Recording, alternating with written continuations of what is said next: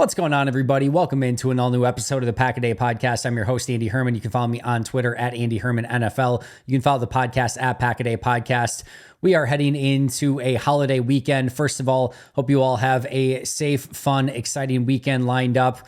Appreciate you guys taking the time to be here today, listening to an all-new episode of the Pack-A-Day Podcast. We've got a great episode lined up for you. We're going to be going over roster battles. It's kind of a continuation from yesterday's episode. Yesterday, we looked at, all right, who are the lead pipe locks to make the 53-man roster? Guys that we can say with a really high level of certainty come September, barring injury, are going to be the core members of your 2024 Green Bay Packer team. That's what we did yesterday. Today, we're going to be breaking down where are all the rest of the battles taking place. And we're going to clearly look at the back of the 53-man roster, those spots that are still up for grabs. But we're also going to look at where there are battles for starting spots or a number 2 spot or a number 3 spot and those sort of things. So we're going to be going through the entirety of the roster and looking at all those different roster battles that we should be paying very close attention to through the remainder of this offseason. Before we get there, a couple quick notes. First of all, we hit 400 members on the YouTube channel. That is unbelievable. I cannot thank you guys enough. If you've been on the fence as to whether or not to sign up or not, today would be a great day to do so. Friday, we're having the members-only Q&A that'll take place at 3 p.m. Central on Friday. Also, the members-only video will launch on Friday as well, commercial-free. I think one of the best things is you get every episode as soon as it's done. And sometimes, a lot of times, that's at like 1 a.m. So it releases at 5 a.m. So it's not usually a huge difference. That great selling point, right? But sometimes they are done well in advance. Sometimes you get days 2, 3, or episodes 2, 3 days in advance. If you remember, there's definitely an advantage there as well. And it's certainly something that we've got a lot of compliments on from our current members. But a huge shout out to all 400 of you that are currently signed up. Means the world. Appreciate you guys a ton. Meanwhile, from a Packers side of things, Packers signed Edgerrin Cooper, which leaves only 2 draft picks remaining, Javon Bullard as well as Jordan Morgan. So only those 2 picks remain to get signed. They get Cooper done. Like I've been talking about sort of forever now, these are not a huge deal. They're going to get done. There's some contract language that sometimes needs to get worked out with the second round picks that takes a little bit longer. But for the most part, these will get done. It's not worth worrying about or concerned about or anything like that. And we've seen that Green Bay's taking care of all of their deals except 2. And I would expect Bullard and Morgan get done sooner rather than later. And that brings us to our last one before we get to our main topic, and that's Jordan Love's contract. And we're clearly not going to do a whole deep dive on this today. That would take a full episode. But what I do want to say is I've seen some conversation already of, oh, should we be nervous about this? Jordan Love doesn't have a contract done yet. Like, they've had the opportunity to get this done now, and it's still not done. What should our level of concern be? My personal take, 0. Absolute 0. I give this about 3 months from today before you have to have any anxiousness about the contract whatsoever. I think they've got a good 90 days left to try to get this thing hammered out. And even then, it's more of a minor annoyance than anything else. I just don't necessarily think that you want this going too far past like the 3rd preseason game where it could linger into the season where, all right, Jordan still doesn't have a contract. I actually, even in that situation, don't really think it affects the Packers. I don't even think it really affects Jordan Love. But what it does become is a narrative. Oh, Jordan's playing without a contract. When are they going to get this contract done? Contract. It just gets like played out. And it's just an annoyance. It's a distraction. And those are the things you want to avoid going into a season where there's all these positive vibes, all these things that are going very well for Green Bay.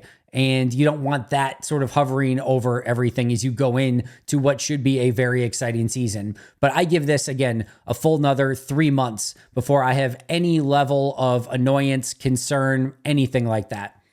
And I think it just gets done before then. I don't think there's any reason to be nervous at this point. So I will bring this back up in about 3 months if it's not done by that point.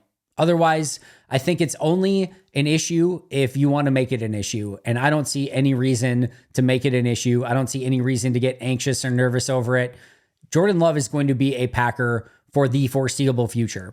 And they're going to hammer this contract away. They're going to get it done. This is a complex contract. These situations do not come along very often whatsoever.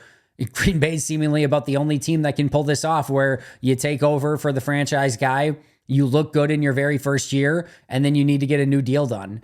And Green Bay's in that scenario again, like they sort of were with Aaron Rodgers. They're now in that scenario with Jordan Love, but there's not a ton of precedence league-wide for these sort of situations happening. I'm sure Jordan Love and his agent are saying, hey, we want to be top 5 quarterback, maybe more. He's certainly better than Jared Goff, and Jared Goff just got paid.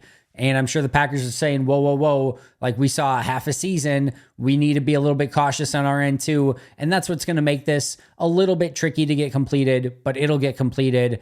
Jordan Love and his agency, great at what they do. Russ Ball, Brian Gutekunst, the Packers, great at what they do. They'll figure it out. Like I said, 0% concerned at this point in time.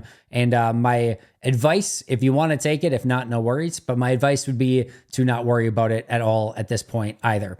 All right, that brings us to our main topic for today, and that is these roster battles. And again, we're going to go position by position and just sort of label where there's competition and what jobs are up for grabs. We'll start at quarterback. We know QB1, that's an easy one, but this backup quarterback job, Sean Clifford versus Michael Pratt. The first thing here is there's a legitimate number 2 quarterback battle, at least in theory. As I mentioned at OTA number 1, I personally felt like Sean Clifford was a good step ahead of Michael Pratt. Sean Clifford should be a good step ahead of Michael Pratt. He's had a full season within the offense. You know, he's a year further along in his development. Like, Sean Clifford should be ahead. And I don't expect Michael Pratt to be like, oh my goodness, day 1 of OTAs. Go around the league, by the way, and listen to some of the stuff from, you know, McCarthy in Minnesota, Caleb Williams in Chicago, Bo Nix in Denver. Like, these first few days of OTAs, they're struggles. It's hard for these quarterbacks as rookies to come in, get the playbook down. It's just head spin city. Your head's going crazy trying to digest all of the stuff that's going on. And then at the pace that it's coming at an NFL level, it's, you know, near impossible for Michael Pratt to even come in and be like, yep, you know, I'm ready to compete with Sean Clifford, much less anything else. You know, just remember Jordan Love. You know, Jordan Love obviously in 2020 had the whole COVID situation, but even when he came back in 2021, that first offseason was still a major work in progress. And those first OTAs were still, you know, sketchy at best. So it'll take time for Michael Pratt, but I still think Michael Pratt has every opportunity to go win that number 2 QB job. I think that should be in his sights. And let's be real, if he wants to earn a 53-man roster spot for sure, he kind of needs to beat out Sean Clifford. No, maybe they could keep 3, and that's what our next sort of conversation topic here is at the quarterback position.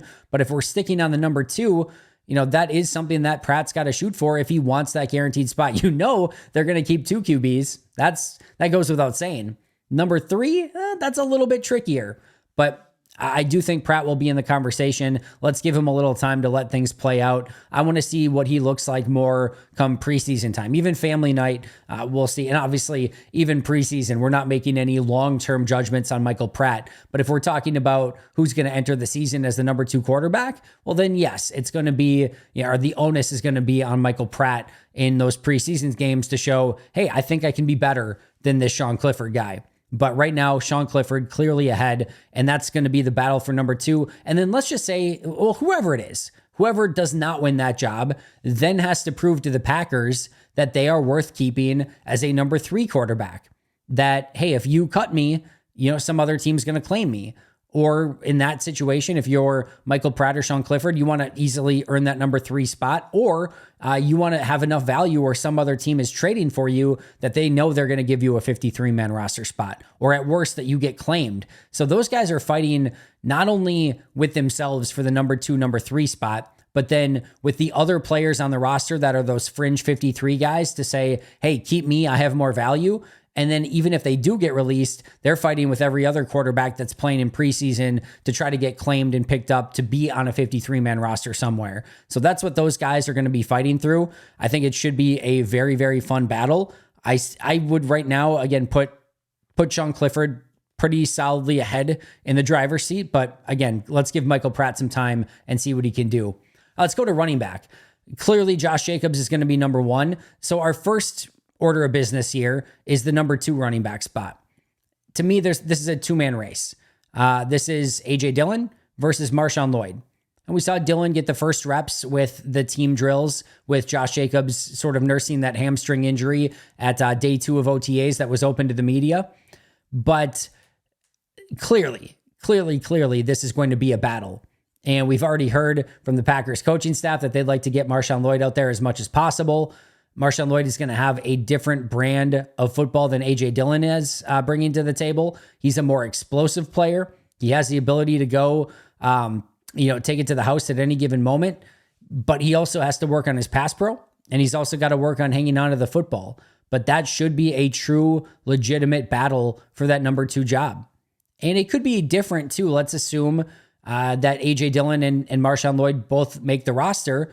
We could have a situation where it could be based on the game, meaning some games A.J. Dillon could be more beneficial, and some games Marshawn Lloyd could be more beneficial. That could be within the realm of possibility as well. But I think the first battle here is for that number 2 spot. And then that determines the number 3, because let's be clear, if A.J. Dillon wins the number 2 running back job, Marshawn Lloyd is not losing the number 3 running back job, meaning Marshawn Lloyd is a lock to make the team as a 3rd round pick at running back. He's not going anywhere. If you're an Emmanuel Wilson, if you're a Ellis Merriweather, if you're a Jarvion Howard, one of those type of guys, you're hoping that it's A.J. Dillon that's the number 3 and that's potentially expendable, because if Dillon wins the 2, Marshawn Lloyd is not expendable. It makes it that you have to make the team as a number 4 running back, which is far less likely, especially if they want to keep a 3rd quarterback or an extra offensive lineman or a 7th wide receiver or something like that. So that first battle at running back between Lloyd and Dillon for number 2, then if Lloyd wins the number 2, and we know Lloyd's going to get one of the spots, then that number 3 spot goes between A.J. Dillon, Emmanuel Wilson, Jarvion Howard, and Ellis Merriweather. I still, as I mentioned yesterday, I think A.J. Dillon is extremely likely here, not completely a lock, but it's going to be up to Wilson, Howard, and Merriweather to put seeds of doubt in Brian Gutekunst's mind to say, hey, maybe we should keep this guy, or hey, maybe this guy is closer to A.J. Dillon than we thought. And the difference in contract, in age, in controllable seasons is going to be the differentiating factor, not just the fact that Dillon is slightly better maybe than one of the other guys. But Dillon probably the better back. Dillon probably gets that number 3 job. And then the question would become, does Green Bay have any appetite to keep a number 4? Emmanuel Wilson, probably being the leader in the clubhouse there, would have to really put on a show to say, all right, we can't let that guy go either. And even when we've seen promising performances from a player like a Tyler Goodson in preseason, they still didn't go in that direction. So it's going to take quite a bit from an Emmanuel Wilson or a Jarvion Howard or an Ellis Merriweather to get in that conversation. But I do think there is at least a conversation to be had there at that number 3 running back spot, assuming that it's not Marshawn Lloyd, because again, he's just going to win a spot no matter what. But that's where we're probably at running back right now. Wide receiver. Listen, we could have a conversation at some point between who's number 1, 2, 3, and 4. I just think all 4 of those guys are going to see the field, meaning Christian Watson, Romeo Doubs, Jaden Reed, and Dontavian Wicks. All 4 of those guys are going to rotate in and out of the lineup. They're all going to play. They're all going to play a lot. I don't know that we need to dissect who's number 1, who's number 2, because the truth is there is no number 1, 2, 3, or 4. They're all going to be used in different scenarios and in different spots based on matchups, based on what the game plan calls for. So I don't really see it as a 1 through 4 there. Number 5 is a bit different. And number 5 is a bit different in large part because it's who's active on game day and who's not. And at the end of last year, we saw Bo Melton be active, and we did not see Malik Heath get activated on game days. So that's why that number 5 spot matters a little bit more. I think that's a 2-man race. I think it's 95% Bo Melton and maybe 5% Malik Heath. I really don't think that Samori Toure, Grant Dubose, Alex Magoo, Julian Hickser, Dimitri Stanley are going to get in that number 5. I just don't see them beating out a Bo Melton. Like I said, maybe a Malik Heath could. But I'm going to say that number 5 is just between Melton and Heath. And then let's say that does go to Melton, which is by far, in a way, the more likely scenario. Then you get into that number 6 spot. And that's where then Malik Heath, Samori Toure, Grant Dubose, Alex Magoo, Julian Hicks, and Dimitri Stanley will fight for that spot. Could they keep a 7th wide receiver? Sure. If they really like Dubose or one of the undrafted guys and Alex Magoo, Samori Toure, they could keep a 7th.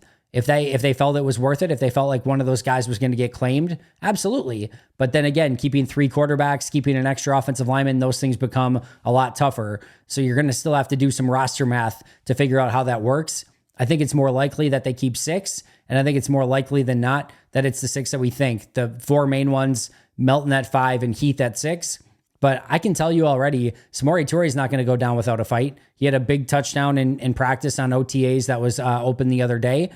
Grant Dubose still certainly going to be in that conversation. Then we'll see if anyone else can get in that conversation. We know every single year there's going to be some undrafted wide receiver that everyone falls in love with. We'll see if that remains the same this upcoming season and offseason, but that'll be fun to look at. And then we know too that special teams, especially at that number 6 spot, could play a major role there as well. So if Samori Toure, a Grant Dubose, a Malik Heath, Magoo, Hicks, Stanley, if one of those guys could really stand out from a special team standpoint, that would certainly give him a leg up on the potential to get that number 6 spot. But I think in all likelihood, it goes sort of chalk here with the top 4, Melton and Heath. And then maybe you could keep a 7th if you really, really liked something that one of the other receivers did through basically the entirety of the offseason. Tight end, I think, 1 and 2, Musgrave and Kraft, we don't really need to talk about here. They're both going to play a ton, both rotate a bunch. Again, probably more dependent upon matchups, mismatches, and who they're playing against, what the game plan calls for. But we don't, I think, need to, really go through that in detail. I think the first one is Ben Sims versus Tyler Davis for the number 3 spot. Tyler Davis is a core special teamer. Ben Sims, I think, is just a much better, much might be aggressive, but a better overall tight end. He's a better blocking tight end, and I do think he has a little bit of juice after the catch as well. I think he can still provide more as a receiving threat than what he got the opportunity to present a season ago, just because that's not really what they asked him to do. Tyler Davis does have some receiving chops. He's not a great blocker, but he is a big-time special teams player. So I still think number 3 is probably Ben Sims, but I do think Tyler Davis can get his name in that conversation. And then it's up to Joel Wilson and Messiah Swinson. Yes, Messiah Swinson. Yesterday I called him Messiah Wilson. My apologies for that. But Messiah Swinson and Joel Wilson to see if they can, really step up and get their name in that conversation. But this is probably more Sims versus Davis at 3. Sims probably wins. And then it's, do we want to keep Tyler Davis as a 4, or are we okay with just going with 3 tight ends on the roster? And the big question here will be, are you okay with letting go of Tyler Davis, who was a core special teamer 2 seasons ago when he was the most played special teams player on the roster? They missed him a season ago. He would project to be another core special teamer this year. Maybe they just release him, put him on the practice squad and call him up when needed. But that, I think, is the conversation as to whether or not they want to keep Tyler Davis as that number 4, unless Joel Wilson or Messiah Swinson get their name in that conversation. Offensive line, we talked yesterday about the roster locks that were out there. Your 5 starters, Jordan Morgan and Jacob Monk, are being the 7 guys that are locks. The 5 returning starters from a season ago, I'll put it that way. So those are kind of your 7 that I think are locks here. They could keep anywhere from 9 to 11 offensive linemen. So that means there's 2 to 4 spots available. And those 2 to 4 spots will go somewhere between Andre Dillard, Royce Newman, Caleb Jones, Travis Glover, Donovan Jennings. And then I think a step down would be Kadeem Telfort and Lasita Smith. Those would probably be what you're kind of looking at. So out of Dillard, Newman, Jones, Glover, and Jennings, you've got anywhere from 2 to 4 spots for probably those 5 guys. Newman, we've talked about, the contract is going to be something that they're going to have to fix if he wants to stay on the team. I don't think there's any real chance that he could stay on the team with that contract. This is probably, Luke Tenuta on here as well. I think I missed putting him on there, but so 2 to 4 spots between Dillard, Royce Newman, Caleb Jones, Travis Glover, Donovan Jennings, and Luke Tenuta. So of those 6, you're looking to keep 2 to 4. Now, good offensive linemen are hard to find. Andre Dillard, they obviously saw something in that they wanted to bring him in as a vet backup, and they started him in OTAs the other day. Royce Newman got opportunities to play with the starters. Caleb Jones and Luke Tenuta, they've put 2 seasons into of developing those 2 players. Travis Glover, they just put a 6th-round pick into. And Donovan Jennings, they gave over $100,000 in signing bonus money and in guaranteed money as an undrafted free agent. as I mentioned, offensive linemen, anywhere near good ones are hard to find, and you always want to kind of be developing those. So I think at least 3 of those guys end up on the roster, and it wouldn't shock me if they tried to keep 4, but keeping 11 offensive linemen is a tough task. And again, then we start talking about, did you want to keep a 4th running back, a 4th tight end, a 3rd quarterback, a 7th wide receiver? If so, well, keeping 10 to 11 offensive linemen becomes a whole heck of a lot tougher. But they're going to have a lot of great competition along the offensive line. They've got some good bodies. They've got some players that they've tried to develop. I'm excited to see who comes away with those roster spots, but there's going to be stiff competition at all of those spots. And then from a, not just a like final roster standpoint, but a starting standpoint, we know 2 of the starters. We know Elton Jenkins and Zach Tom are starting. I think it's probably extremely likely that Josh Myers is your starting center, but we did see Elton get a little bit of time there. But I think at left tackle, you're probably talking either Jordan Morgan or Rasheed Walker starting at left tackle. I'd be pretty surprised if it wasn't one of those 2 players. At left guard, either Elton Jenkins or Jordan Morgan, I would think would be your starter at left guard. At center, either, and when I say that, I'm not saying Jordan Morgan would take Elton's spot. It would be that Elton moves to one of these other spots, which we're going to talk about right now. At center, either Josh Myers, Elton Jenkins, or Zach Tom. Maybe Jacob Monk could get his name in that conversation, but he's going to have to do some heavy lifting very, very fast to get his name in that conversation. Right guard, Sean Ryan, Jordan Morgan, Zach Tom, or Elton Jenkins. I think all could start at that spot. And at right tackle, Zach Tom, Jordan Morgan, or Rasheed Walker would be the potential starters there. But like I said, Elton Jenkins and Zach Tom will be starting. The other 3 spots probably up for grabs, and probably between Jordan Morgan, Sean Ryan, Josh Myers, and so Sean Ryan, Josh Myers, Jordan Morgan, and Rasheed Walker would be the other one. All right, interior defensive line. This is probably the easiest one, right, that we're going to discuss. The 5 guys are locks, in my opinion. Maybe Wooden could get his name on that bubble a little bit more, but Wooden, Brooks, TJ Slayton, Kenny Clark, and Devontae Wyatt. All 5 of those guys are going to make the 53. And then I don't think they're going to keep a 6th. I just don't, not necessarily in this defense when you're going with, more of a 4-3 defense. And you also have an LVN who can kick inside if need be. So I don't think you're going to keep a 6th, but if you're Jonathan Ford, Spencer Waggy, or James Esther, you're hoping for a 6th spot. And I think it would probably have to be a Jonathan Ford that would really have to earn that spot. And remember, he did make the initial 53 last year, but then they released him very quickly after as they made some corresponding roster moves. And then he spent the entire time on the practice squad. But he was close. He was close to making the 53, a season ago. Just if it had it not been for some other roster moves they ended up making, he would have. But they're going to, he's going to have to show that he is worth keeping as a 6th defensive lineman. And that's going to be, I think, a tough sell. They may need an injury to one of those top 5 if any of these guys are going to try to get on the active roster. All right. Edge rusher. I think the question really here is, do they keep a 5th? I think they probably do, but that's probably the question mark here. We know Rashawn's going to have a spot, Preston, Kingsley Enagbare, and LVN. Now, if you want to talk starters or things like that, this is another one kind of like the top 4 wide receivers. I don't really care. Like Gary is going to be a starter. Preston's probably going to be a starter, but those 2, LVN and Enagbare, are all just going to play a lot of snaps. So I don't really care all that much, but it's probably going to be Gary and Preston that are your quote unquote starters.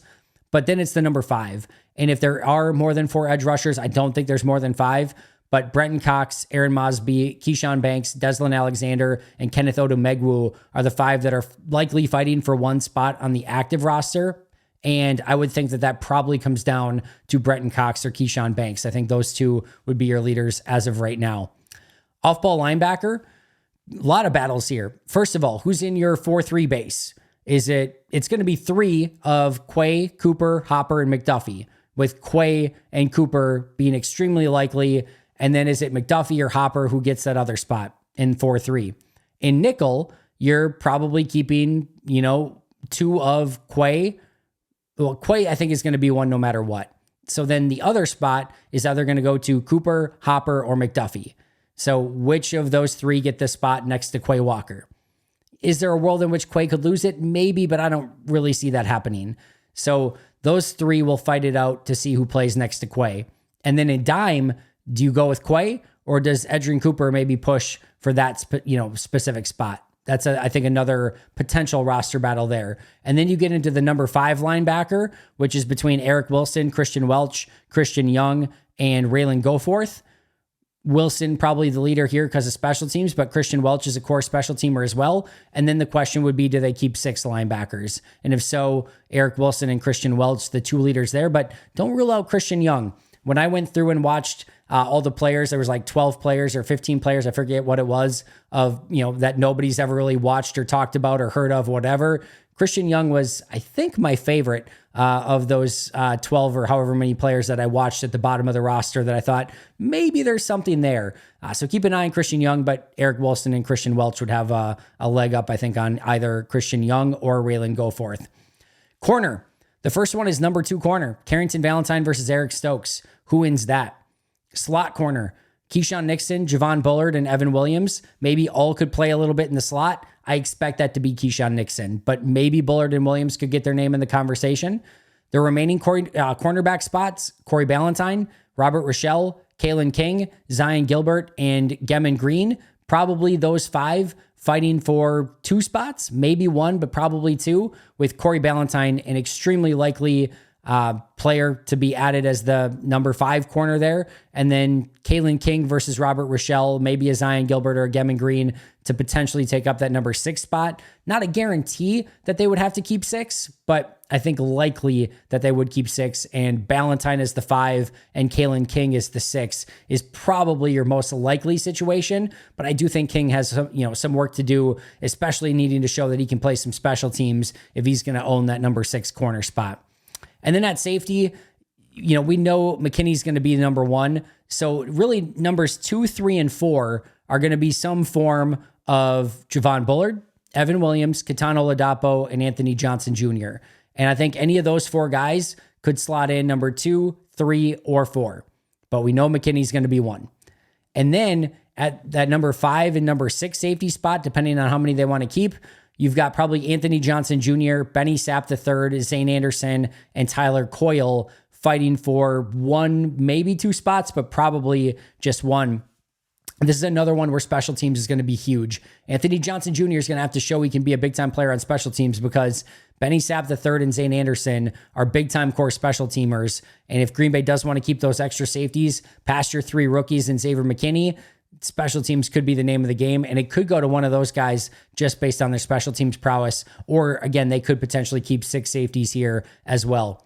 We know basically the other ones. Kicker is going to right now be between Anders Carlson, Greg Joseph, and Jack Podlesny, but other kickers could get their name in the conversation. We'll see if maybe they sign one of the UFL guys once that season is done.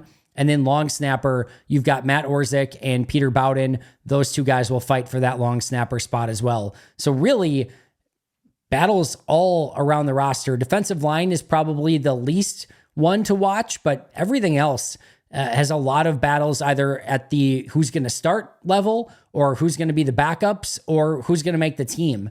I think all of these positions are super intriguing. And like I said, kind of yesterday, this should make for a very fun offseason to watch all these battles progress and see who ultimately takes the step, grabs the proverbial lame cliche bull by the horns and owns that spot and takes it and runs with it. And hopefully becomes, all these guys can, really take a step and become core players for these Green Bay Packers that will need every piece of depth through the course of the season because we know that this is a war of attrition and we know it's a long season and you're going to need all of these guys at some point during the course of the year. All right, that is going to do it for me today. Thank you again for joining. Thank you to the 400 Pack a Day podcast YouTube members that are out there. You could become 401 right now. So go do that. Shout out to our Hall of Fame and All-Pro members, Most Hated Minnesotan, PJ Wynn, John Wild, Shea Bradad, Brandon Paletta, Jennifer Wright, Boom Handle, Donald Lee, Lori Lord, Baby QB, David McCluskey, Donald Decker, Bremen, David Prendergast, Dan Miller, Alex Wong, Arnaldo Espinoza, and Michael Shipper. I'll see you guys tomorrow, but until next time, and as always, go Pack Go.